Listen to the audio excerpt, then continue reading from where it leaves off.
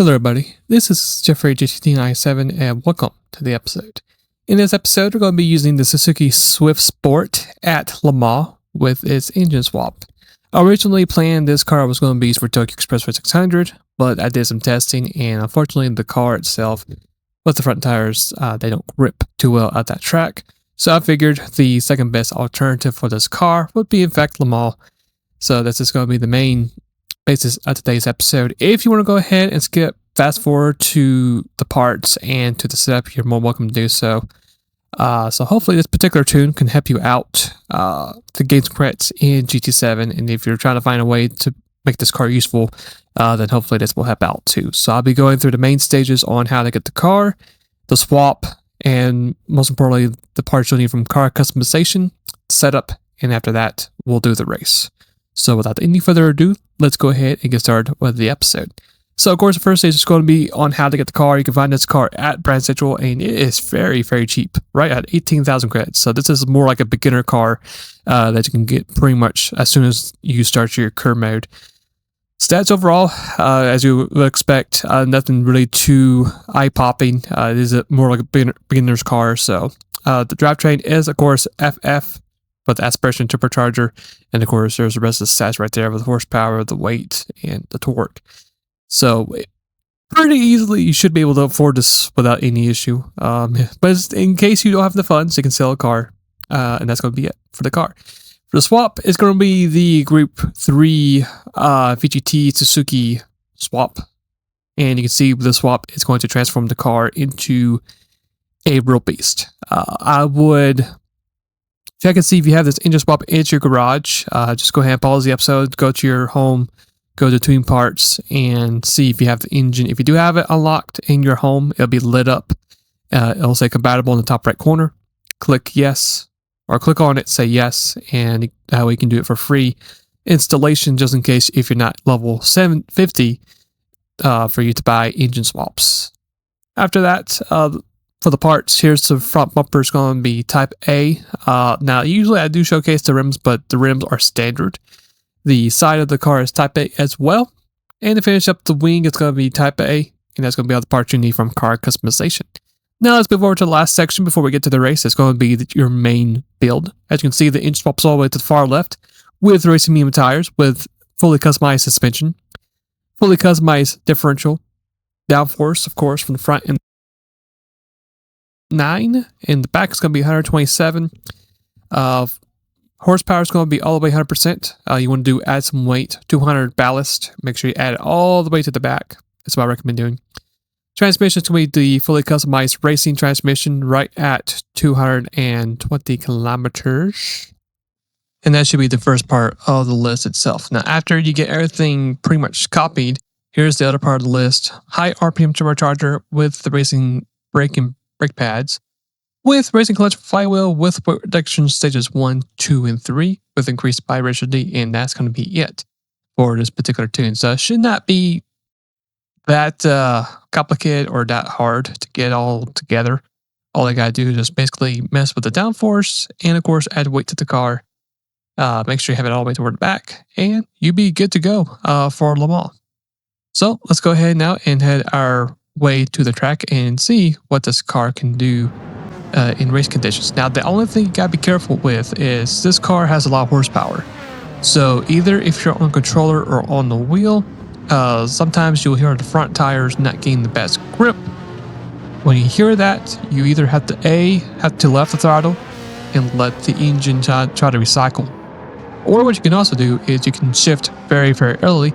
That way, when the turbo does kick in, it will not affect front wheels, and the front wheels will have friction and be able to have traction too on the track, because you're going to be stalling if you actually are not careful whenever you actually do change gears, and if the engine itself doesn't want to cooperate with the front wheels, and the front wheels wants to pretty much want to spin out of control.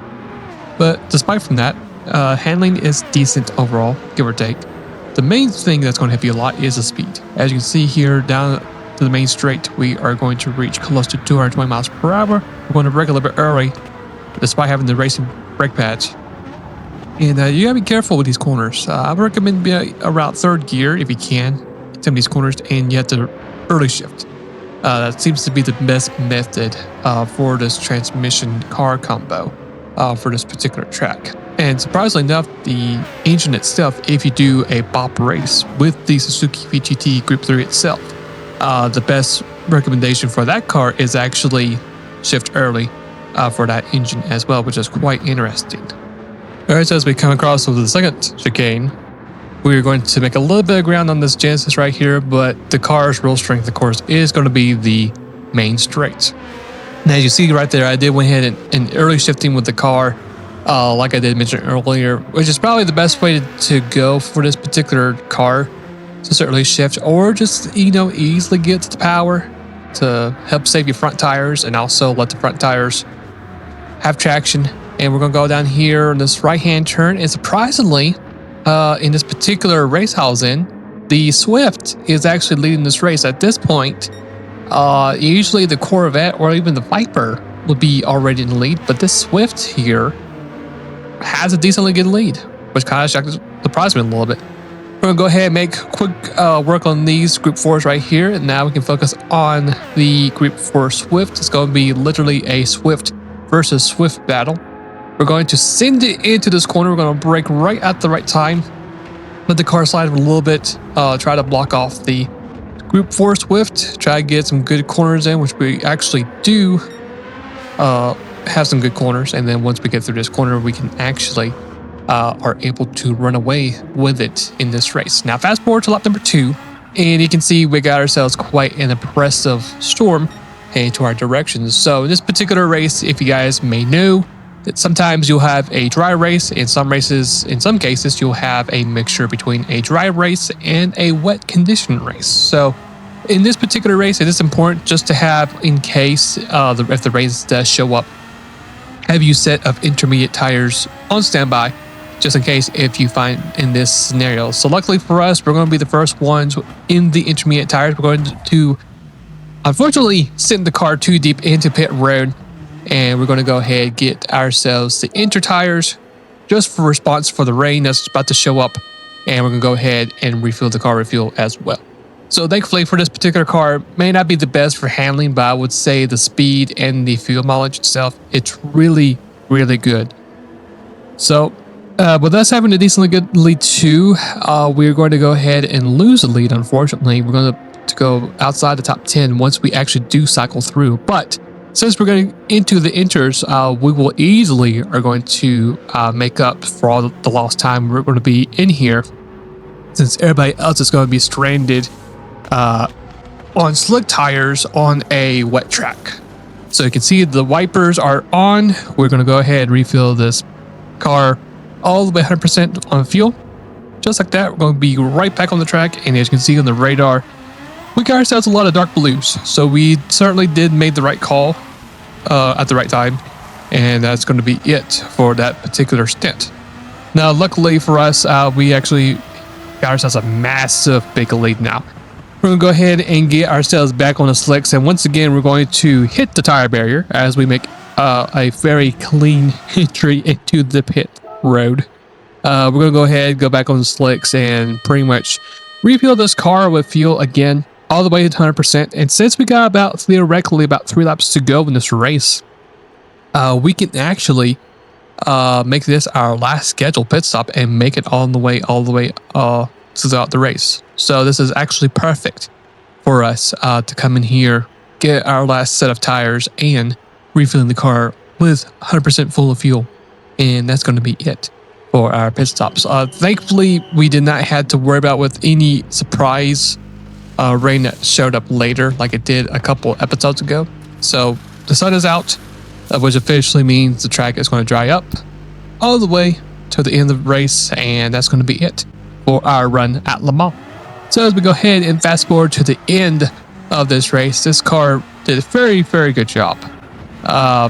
Sure, may not have the best handling car for it to be a front-wheel drive car, but like I said, with that power and with the fuel mileage, it really came in handy for this race.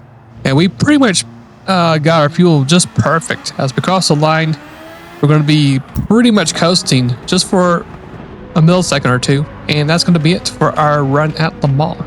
So here's the total results. We got ourselves a huge lead over the guy in second place. Of course, we came out with the fastest lap in the race as well.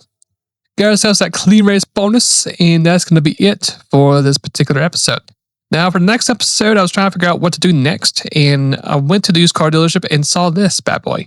The Lancia Delta FH is currently back in the used car dealership. This car used to be one of the best swap builds for Tokyo Expressway 600, so I figured it's been quite a while since I've actually done this car, and go ahead and do a new up-to-date build with this car.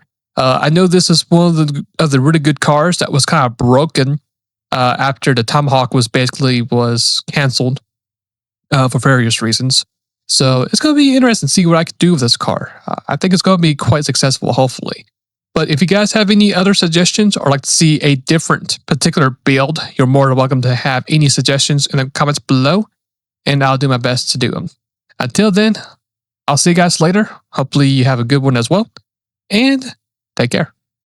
Thank you again for watching today's episode. Hopefully this particular tune has helped you out in Gran Turismo 7. If there is a particular build you'd like for me to try out, or a different race, car class, whatever it is, you're more than welcome to put any suggestions down in the comments below, and I'll do my best to do them.